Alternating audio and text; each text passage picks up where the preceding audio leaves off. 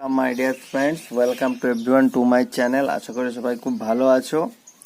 তো আমরা কি আলোচনা করছিলাম না, পলিটির একটা চ্যাপ্টার আলোচনা করছিলাম, historical background of Indian constitution.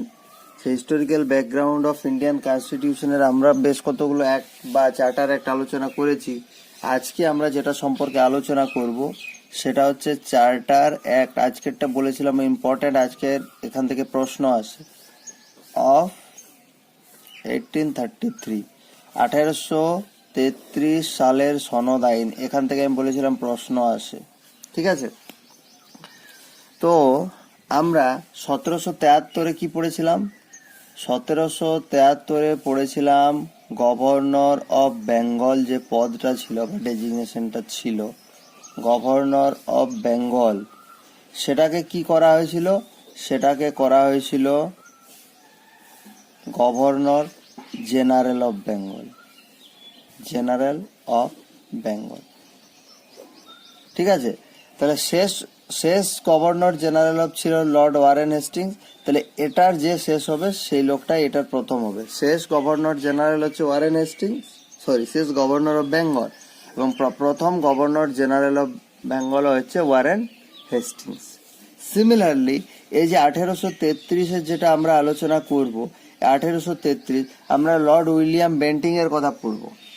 আমরা লর্ড উইলিয়াম, এখান থেকে প্রশ্নটা আসে, লর্ড উইলিয়াম বেন্টিক ধরো, ঠিক আছে, উইলিয়াম বেন্টিং এর কথা পড়ব। এই লর্ড উইলিয়াম বেন্টিং 1828 থেকে 1835 এই সময়টার মধ্যে ভারতবর্ষে ছিলেন, ঠিক আছে। এই সময়টার মধ্যে ভারতবর্ষে ছিলেন, 1828-এ এসেছিলেন এবং 1835-এ চলে গেছিলেন। তাহলে এখান থেকে ভালো করে দেখো, 1828-এ যখন লর্ড উইলিয়াম বেন্টিং ভারতে আসছেন, তখন কিন্তু তিনি গভর্নর জেনারেল অফ বেঙ্গল হিসেবে ভারতবর্ষে আসছেন। 1828-এ যখন লর্ড উইলিয়াম বেন্টিং আসছেন, তখন কিন্তু গভর্নর জেনারেল অফ বেঙ্গল হিসেবে ভারতে আসছেন। কিন্তু 1835 সালে তিনি চলে যাচ্ছেন, বাট চলে যাওয়ার আগে মাঝখানে 1833 সালে আমার এই সনদ আইনটা পাস হয়ে যাচ্ছে, এবং এই সনদ আইনে আমাকে বলা হচ্ছে যে এতদিন পর্যন্ত গভর্নর জেনারেল অফ বেঙ্গল যে ডেজিগনেশনটা ছিল, গভর্নর জেনারেল অফ বেঙ্গল যে ডেজিগনেশনটা ছিল, এটাকে এরপর করা হলো governor general of India, governor general of India. তাহলে এখান থেকে আসার মতো প্রশ্ন কি না, শেষ গভর্নর অফ বেঙ্গলকে, ভারতের শেষ গভর্নর অফ বেঙ্গলকে, শেষ governor of Bengal Lord William Bentinck, প্রথম গভর্নর জেনারেল অফ ইন্ডিয়া সেটাকে না, সেটাও লর্ড উইলিয়াম বেন্টিং। কারণ এখানে বোঝার চেষ্টা করো, 1828-এ তিনি এসছেন ভারতবর্ষে এবং 1835-এ চলে গেছেন। তাহলে 1828-এ যখন এসছেন, তখন এই যে গভর্নর জেনারেল অফ ইন্ডিয়া, এই পদটার তো কোনো অস্তিত্ব ছিল না, তখন গভর্নর জেনারেল অফ বেঙ্গল পদটাই ছিল। তাহলে 1828-এ তিনি যখন এসছেন, তখন গভর্নর জেনারেল অফ বেঙ্গল হিসেবে এসছেন।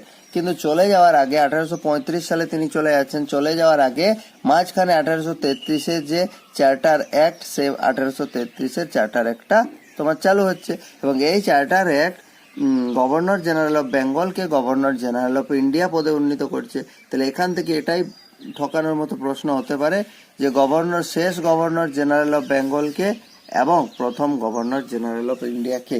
আশা করি আর ভুল হবে না, আমি একদম ভালোভাবে বোঝানোর চেষ্টা করলাম, ঠিক আছে। তাহলে এটা গেল 1 নাম্বার পয়েন্ট, এবং প্রশ্ন এখান থেকেই আসে, এই 1 নাম্বার পয়েন্টটা থেকেই প্রশ্ন আসে, বাকিগুলো অতটা ইম্পর্টেন্ট না। আর এখানে কি বলা হচ্ছে, আর এখানে বলা হচ্ছে যে দেখো, এতদিন আমরা কি জানি, আমাদের তিনটে তোমার হচ্ছে প্রেসিডেন্সি, একটা বোম্বে প্রেসিডেন্সি, একটা বোম্বে প্রেসিডেন্সি, একটা বেঙ্গল প্রেসিডেন্সি, একটা মাদ্রাজ প্রেসিডেন্সি।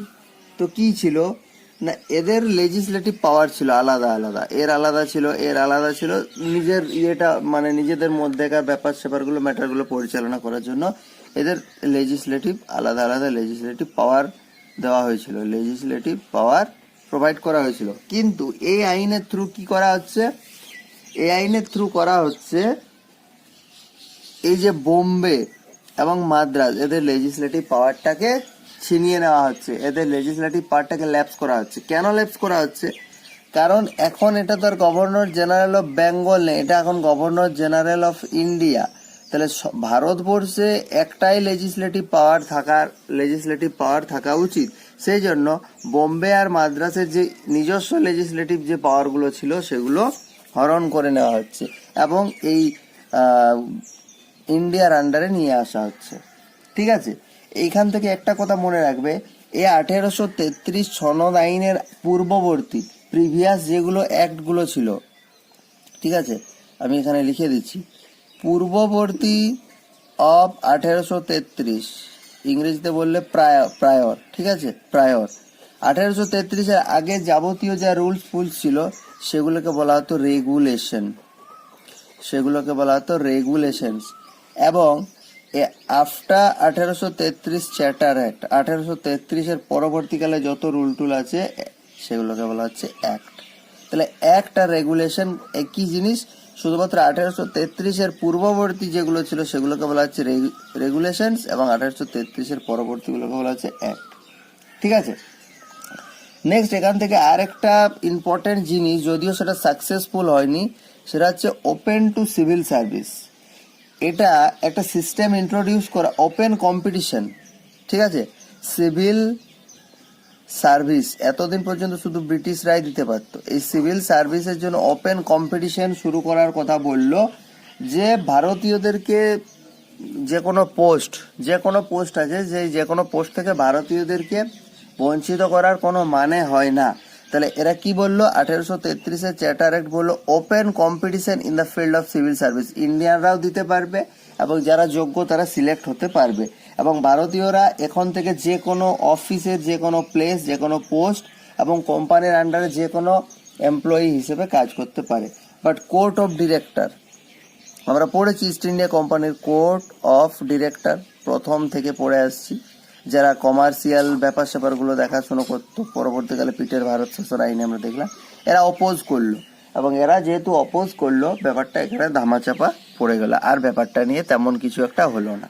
ঠিক আছে, মোটামুটি এই 1833 থেকে এই পয়েন্টগুলো মনে রাখতে হবে।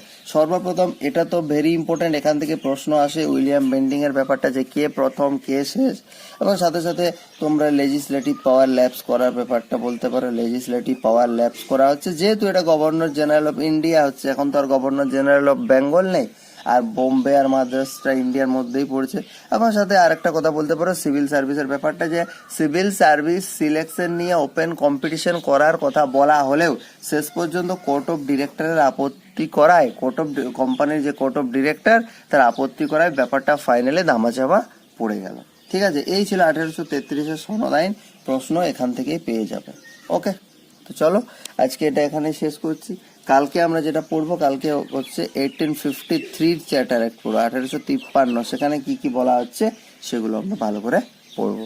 সো থ্যাংক ইউ, এখানেই শেষ করছি আজকে, দেখা হচ্ছে আবার পরের ভিডিওতে।